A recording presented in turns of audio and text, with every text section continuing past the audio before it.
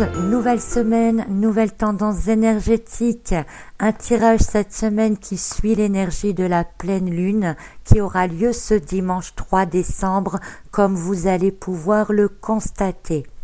Ce tirage concerne donc la semaine du 4 au 10 décembre et je voudrais souhaiter par avance une bonne fête de Saint-Nicolas à tout le monde. Alors juste avant de commencer, un petit rappel sur les guides astro 2018, toujours disponibles, et vous avez encore jusque samedi midi, le samedi 2 décembre, donc demain, si vous regardez la vidéo le jour de la sortie, donc pour profiter du tarif spécial pour les cancers, les lions et les vierges. Je précise que ayant pris un peu de retard pour les cancers, votre offre est prolongée jusque lundi. Voilà, allez, c'est parti pour le tirage de la semaine. Donc la première carte pour cette semaine est celle de la papesse. On retrouve bien entendu dans cette carte l'influence et la connexion lunaire, l'éclairage par les intuitions, ce qui signifie qu'il y aura sans doute des informations sous forme de flux énergétiques que nous pourrons percevoir, qui pourront nous guider. La papesse, c'est un retour sur soi, une intériorisation, avec la possibilité en même temps d'apprendre ou de mettre de la lumière sur certaines choses en soi ou autour de nous. Elle nous invite donc à être attentifs à nos ressentis, un peu comme nous le demandait d'ailleurs le tirage de cette semaine qui se termine et dans lequel nous ressentons déjà les énergies de la pleine lune de ce dimanche. Donc il faut être clair en soi. La deuxième carte, c'est celle du 4 des coupes. Encore une carte qui parle de sentiments et d'émotions intérieures. On repense au passé, on fait quelques mises au point, les émotions se gèrent plutôt bien dans l'ensemble, mais on aura tendance à se mettre un peu en retrait. On est alors en fait plus tourné sur le passé que sur l'avenir. Pas trop d'envie de se lancer dans quelque chose de nouveau, c'est pas trop le moment de toute façon, et on pourrait dire que c'est un peu comme si on était dans une phase d'intégration, de digestion. Alors ensuite, c'est la carte du 10 des coupes inversées. Toujours des mises au point, des remises en question avec cette carte. On observe ce qui est autour de nous. Alors on apprécie ou pas, selon ce que l'on vit. Il y a toutefois une note positive, puisque même si on a l'impression de ne pas avancer, on commence quand même à ressentir qu'on ne peut pas rester comme ça, que ça ne nous convient pas, qu'il va bientôt être temps de passer à une autre étape. Une impatience alors peut se faire ressentir et cette carte peut indiquer aussi que l'on doit apprécier ce que l'on possède déjà plutôt que de vouloir toujours plus ou de râler sur les choses que l'on a et que l'on n'apprécie pas forcément. Ensuite, nous avons la carte du 7 des deniers inversés. Alors elle fait particulièrement suite à la carte précédente puisqu'elle parle aussi d'insatisfaction, le fait de vouloir toujours plus et d'une certaine impatience. En fait, on s'intériorise depuis le début de la semaine et on commence à trouver le temps long. Alors ne vous inquiétez pas, cela est en parfaite concordance avec les mouvements des planètes autour de nous. Tout marche au ralenti, on a l'impression qu'on n'arrivera jamais à rien, on n'arrive pas à terminer un travail en cours, on n'a pas d'idée, on ne sait pas comment on va s'en sortir, on ne voit pas de résultats arriver, même les relations peuvent paraître monotones. Bref, c'est un peu la cata, on va dire, depuis le début de la semaine. Mais ensuite, on a la carte du 5 des deniers qui arrive dans le tirage.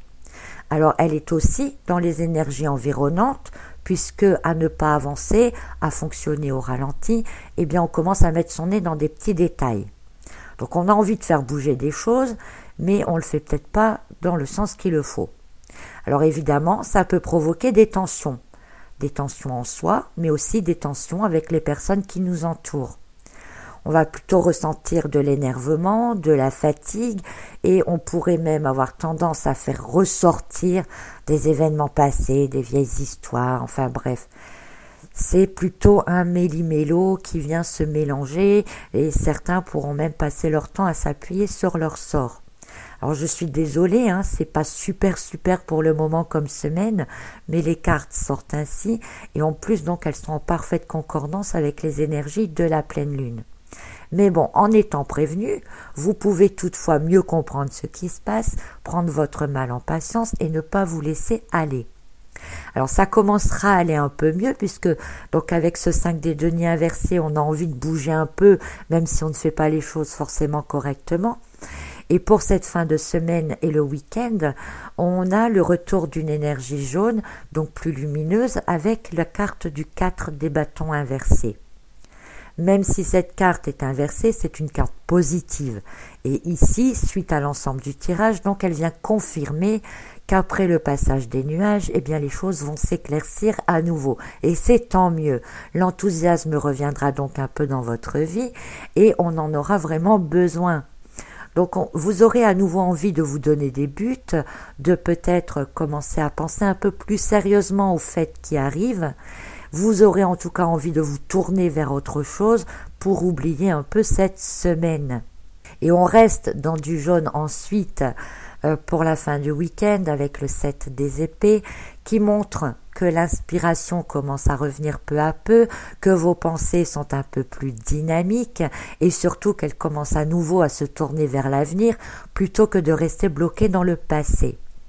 Alors attention, ce n'est pas non plus une carte de grande extase, Elle peut montrer que vous agissez sans grande conviction, que c'est surtout l'envie de faire autre chose que tout ce que vous avez pu faire ou ressentir au cours de la semaine.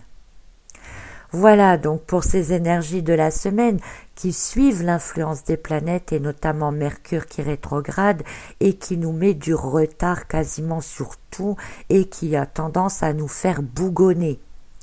Mais bon, comme je vous le disais tantôt, en être prévenu, c'est pouvoir comprendre ce qui se passe et surtout ici, de laisser passer finalement. Mieux vaut laisser passer que d'aller s'enliser dans des situations sans fin. Donc je vous souhaite quand même une excellente semaine. N'oubliez pas de découvrir chaque jour le calendrier de l'Avent by Kokolu. C'est un calendrier qui vous donne chaque jour jusqu'au 24 décembre un message à travailler sur soi, à méditer pour patienter avant Noël tout en ne laissant pas de côté votre évolution intérieure et spirituelle. Vous pouvez les retrouver chaque jour sur la chaîne YouTube et sur le site lemondedekokolu.com. Vous avez déjà pu découvrir le premier message ce matin. Voilà, alors n'oubliez pas que les guides Astro 2018 sont toujours disponibles sur le site, mais aussi sur Amazon si vous préférez avoir la version livre. Les versions livres peuvent se glisser comme cadeau sympa sous le sapin.